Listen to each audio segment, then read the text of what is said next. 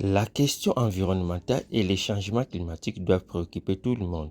À ce jour, le monde fait face aux pratiques de destruction et de gestion irrationnelle des ressources naturelles contribuant à l'accroissement du réchauffement climatique. Face à ces phénomènes qui menacent l'humanité, l'INADES Formation a mené une première phase du projet intitulé Étude capitalisation des bonnes pratiques face aux défis du changement climatique et gouvernance locale en Afrique subsaharienne, appuyé par ABCD pour une période de 2018-2020. Pour le directeur de l'INADES Formation Congo, M. Norbert Kimvula, cette phase a permis de capter 50 expériences, 31 expériences de terrain, 19 expériences de gouvernance dans 11 pays en Afrique et portée par une diversité d'acteurs dont les services publics spécialisés sur la gestion de l'environnement et du changement climatique, les organisations de la société civile et les organisations paysannes. Sur base de ces acquis de ces projets pilotes, une des phases du projet d'accompagnement de la mise en échelle des expériences développées par des communautés et des dynamiques de suivi citoyen des politiques publiques en réponse aux problèmes du changement climatique en Afrique subsaharienne a été financée par les mêmes partenaires pour une période de 2022-2024, a indiqué M. Norbert Kimvula. Et pourquoi cette conférence? Cette conférence, c'est pour partager à grande échelle les expériences qui ont été capitalisées à travers une large diffusion des supports écrits et audiovisuels et recueillir les avis du public sur le travail de capitalisation réalisé. Donc, tout ce qu'on a fait dans les différents pays, ça a été capitalisé. Et là, pour l'instant, dans la première phase, on est allé jusqu'à 50. Mais dans la mise en échelle, nous sommes allés jusqu'à 17 expériences.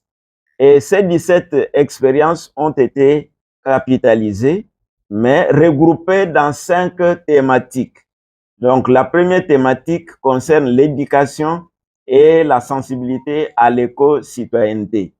La deuxième thématique, c'est la gouvernance des systèmes sémenciers locaux pour la résilience climatique.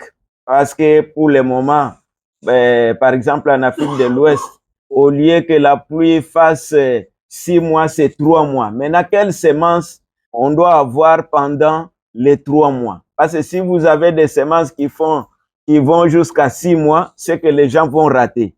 Et si les gens ratent, vous savez, vous imaginez qu'est-ce que ça va entraîner comme conséquence. La troisième thématique, ce sont les pratiques agroécologiques pour la conservation de l'humidité des sols et autres mécanismes de résistance des plantes à la sécheresse. Peut-être que chez nous, nous trouverons comme si c'est de la blague, mais de l'autre côté, par exemple, des zones sahéliennes, ils ont un sérieux problème d'eau.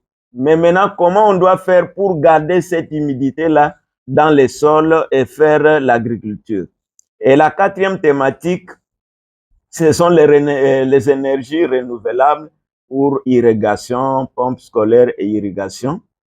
Et la cinquième thématique, ce sont des systèmes de gouvernance locale pour une gestion concertée des ressources naturelles de la transition agroécologique. Le chargé du programme de ces deux projets, Serge Biala, a rappelé à l'assistance que dans la première phase du projet, un document de capitalisation de 50 expériences sélectionnées a été produit ainsi qu'un support vidéo de 10 expériences exemplaires.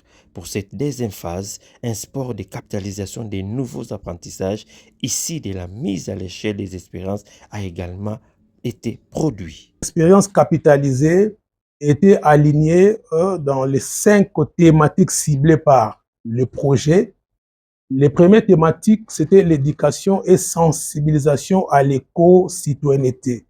Donc, dans cette thématique, en fait, il y avait 6 expériences ou 6 projets qui ont été alignés par rapport à cette thématique. Et la deuxième thématique, il y avait 5 expériences. La thématique était la gouvernance des systèmes sémenciers locaux pour la résilience climatique. Donc, dans cette thématique, on visait l'identification et la conservation, même la valorisation des semences résilientes au changement climatique.